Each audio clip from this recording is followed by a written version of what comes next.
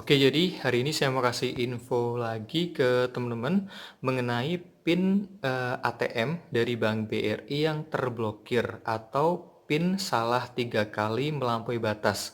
Pada saat teman-teman itu menginput PIN untuk transaksi penarikan, transfer, dan lain sebagainya di mesin edisi, merchant, ataupun di mesin ATM dari ATM-nya Bank BRI ataupun ATM Link ataupun dari ATM bank lain.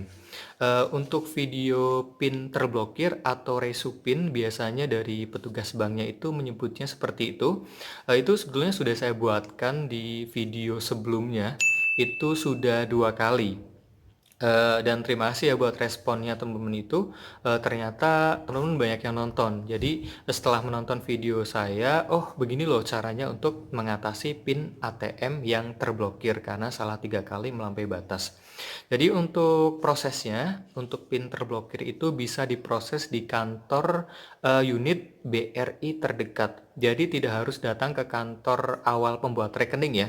Jadi selama data-data di tabungan seperti nama, alamat, nomor NIK, kemudian dan lain sebagainya masih sesuai, itu bisa diproses di kantor BRI terdekat. Jadi kecuali teras BRI ya, itu tidak bisa untuk proses reissue PIN atau reset password karena terblokir. Oke, jadi untuk persyaratannya yang pertama itu teman-teman datang ke kantor BRI terdekat ya. Jadi untuk prosesnya itu diproses oleh pemilik rekening yang bersangkutan. Jadi tidak boleh diwakilkan oleh orang lain selama pemilik rekening itu masih hidup. Itu tidak boleh diwakilkan ya. Kemudian yang kedua, silakan teman-teman membawa persyaratan seperti buku tabungan asli, KTP atau eKTP yang masih berlaku dan tidak kadaluarsa ya. Kemudian yang ketiga ada kartu ATM yang terblokir tersebut PIN-nya. Nah, kemudian yang ketiga, untuk biaya resu PIN-nya atau reset PIN itu sebesar Rp5.000. Itu untuk rekening Simpedes, Britama, kemudian tabunganku, kemudian Britama jenis lain itu biayanya Rp5.000 untuk PIN terblokir. Oke, jadi itu ada 3 ya. Yang pertama, pemilik rekening yang memproses sendiri, bawa buku tabungan, KTP, ATM, kartu ATM. Kemudian yang ketiga itu ada biaya sebesar Rp5.000 untuk resu PIN-nya.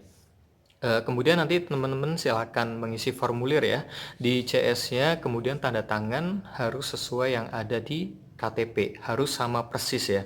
Jadi jika teman-teman itu mengisi formulir dan lain sebagainya, tanda tangan itu harus sesuai dengan KTP aslinya. Jadi tidak boleh dibuat-buat untuk tanda tangannya karena akan dicek oleh customer service-nya. Jadi nanti setelah formulir diisi dan persyaratannya sudah lengkap, nanti teman-teman itu disuruh untuk mencet PIN. Nah, PIN-nya itu saya sarankan sih berbeda ya dengan PIN yang lama. Jadi harus membuat PIN sendiri, jumlahnya masih sama 6 digit angka. Oke, nanti di CS-nya itu kan ada mesin edisi atau electronic data capture, nanti silakan masukkan PIN baru sebanyak 2 kali. Setelah PIN-nya sudah diinput secara otomatis, kartu ATM-nya sudah bisa ditransaksikan untuk transaksi tunai maupun non-tunai.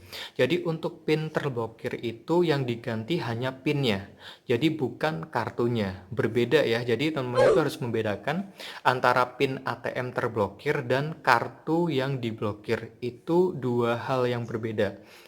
Untuk perbedaannya teman-teman bisa lihat di video saya ya, yang sebelumnya itu sudah saya menjelaskan perbedaan antara PIN ATM terblokir dan kartu terblokir.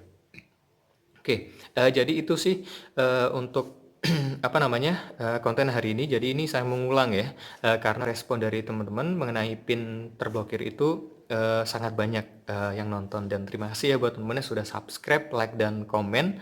Di channel saya itu bebas, teman-teman bisa subscribe, unsubscribe, dan lain sebagainya, karena saya tidak menuntut teman-teman itu untuk subscribe channel saya. Jadi terserah teman-teman. Oke, terima kasih buat teman-teman perbankan yang sudah menonton video saya ya. Share video ini jika bermanfaat. Oke, terima kasih, salam informatif.